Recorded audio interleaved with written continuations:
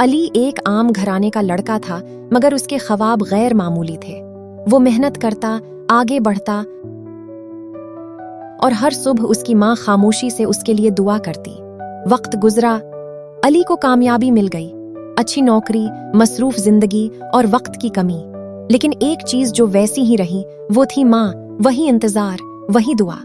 एक दिन अली एक बहुत अहम मीटिंग के लिए तैयार हो रहा था। सूट पहने, फोन पर ईमेल्स, ज़हन मुकम्मल मसरूफ।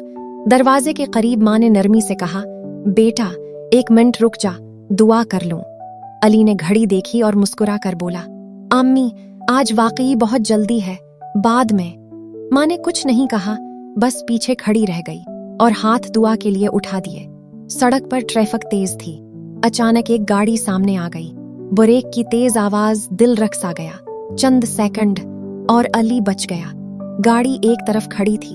अली की सांस तेज, आंखों के सामने बस माँ का चेहरा। इसी लम्हे फोन बजा। स्क्रीन पर लिखा था, अम्मी। दूसरी तरफ से नर्म आवाज आई, बेटा दिल घबरा रहा था, दुआ कर दी है, खैरियत तो है? अली की आंखों में आंसू आ गए। इसने आसमान की तरफ देखा और दिल ही दिल में शुक्र अदा किया। वो सीधा घर लौटा, माँ के हाथ थामे और कहा, अम्मी आज समझ आया, आपकी दुआ मेरे हर कामयाब कदम से ज्यादा कीमती है। माँ मुस्कुरा दी, वो मुस्कुराहट जो सिर्फ माँ की होती है। इस दिन के बाद अली ने कामयाबी के साथ एक और आदत बना ली, घर से निकलने से पहले माँ की दुआ लेना, और जिंदगी पहले से ज्यादा खूबसूरत हो गई।